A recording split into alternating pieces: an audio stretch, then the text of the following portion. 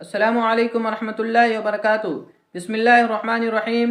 ومن آیاتہ ان خلق لکم من انفسکم ازواجا لتسکنوا الیہا۔ اللہ رب العالمین نے انسانوں میں سے سب سے پہلے آدم علیہ السلام کو پیدا کیا، پھر رب کائنات نے ان کی پسلی سے ان کی بیوی حوا کو پیدا کیا۔ اس دنیا کے اندر جو ہم رنگینیاں دیکھ رہے ہیں، اس دنیا کے اندر جو خوشیاں محسوس کر رہے ہیں، یہ آدم علیہ السلام اور ان کی بیوی حوا علیہ السلام کی ملنے کی وجہ ہے۔ اسلام کے اندر رب کائنات نے اور رسول اکرم صلی اللہ علیہ وسلم نے شادی کو مشروع قرار دیا۔ ایک انسان اگر شادی کرتا ہے تو اللہ رب العالمین کی اور اس کے رسول نبی اکرم صلی اللہ علیہ وسلم کی اطاعت و فرمانبرداری کرتا ہے، جیسا کہ قرآن کریم میں اللہ رب العالمین نے فرمایا فَانْكِحُوا مَا طَابَ لَكُم مِّنَ النِّسَاءِ کہ اے لوگو، عورتوں میں سے جنہیں تمہیں پسند آ جائے تو تم کو چاہیے کہ تم اسے نکاح کر لو۔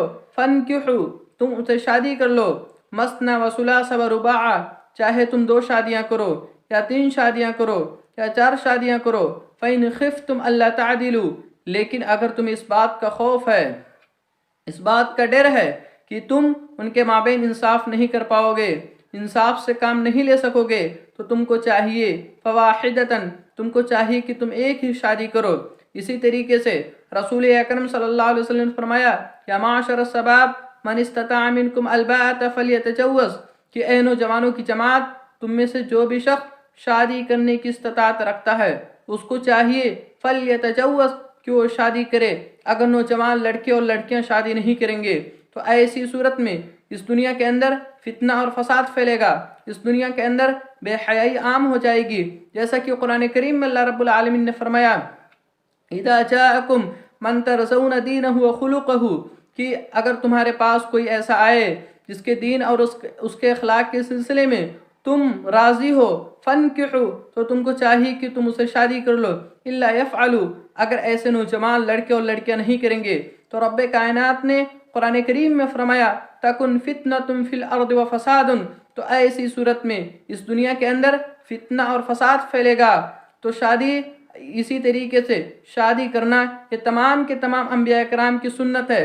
اس دنیا کے اندر رب کائنات نے جتنے بھی انبیاء کرام کو بھیجا تمام کے تمام انبیاء کرام نے شادی کی۔ اسی طریقے سے ہمارے آخری رسول نبی اکرم صلی اللہ علیہ وسلم نے بھی شادی کی، اور یہ ہمارے آخری نبی اکرم صلی اللہ علیہ وسلم کی سنت بھی ہے، جیسا کہ اللہ کے رسول نے فرمایا النکاح من سنتی کہ نکاح یہ میری سنت ہے۔ تو نوجوان لڑکے اور لڑکیوں کو چاہیے جو شادی کرنے کی استطاعت رکھتے ہو وہ شادی کرے۔ یہاں تک کہ ایک انسان اگر اپنی بیوی کے ساتھ ہم بستری کرتا ہے تو اسلام کے اندر اس پر بھی اجر دیا جاتا ہے، اس پر بھی ثواب دیا جاتا ہے، جیسا کہ صحابہ کرام نے اللہ کے رسول صلی اللہ علیہ وسلم سوال کیا یا رسول اللہ کہ اللہ کے رسول صلی اللہ علیہ وسلم آیاتی احدنا شہوتہ کہ اگر کوئی شخص ہم میں سے اگر کوئی شخص اپنی بیوی کے پاس جاتا ہے، اسے ہم بستری قائم کرتا ہے، اس سے تعلقات قائم کرتا ہے، یوجر علی ذالک تو کیا اس پر اجر دیا جاتا ہے، اس پر ثواب دیا جاتا ہے؟ تو اللہ کے رسول صلی اللہ علیہ وسلم نے فرمایا فقال نعم ہاں اس پر ثواب دیا جاتا ہے۔ اور آپ نے آگے فرمایا ارائیت ان کان فی حرام اگر کوئی شخص اپنی بیوی کے علاوہ کسی دوسرے کے پاس جا کر اپنی پیاس بجھاتا ہے، اس کے ساتھ زناکاری کرتا ہے تو کیا یہ حرام نہیں ہے؟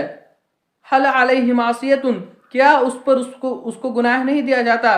تو صحابہ کرام نے کہا ہاں اس پر گناہ دیا جاتا ہے۔ تو اللہ کے رسول صلی اللہ علیہ وسلم نے فرمایا کہ اگر کوئی شخص اپنی بیوی کے ساتھ ہم بستری کرتا ہے، اپنی بیوی کے ساتھ اسلامی تعلقات قائم کرتا ہے تو اس پر بھی ثواب دیا جاتا ہے، اس پر بھی اجر دیا جاتا ہے۔ آخر میں رب کائنات سے دعا ہے کہ رب کائنات جب تک ہم جیے، جب تک اسلام پر جیے، اور جب ہمارا خاتمہ ہو تو ایمان پر ہو، آمین۔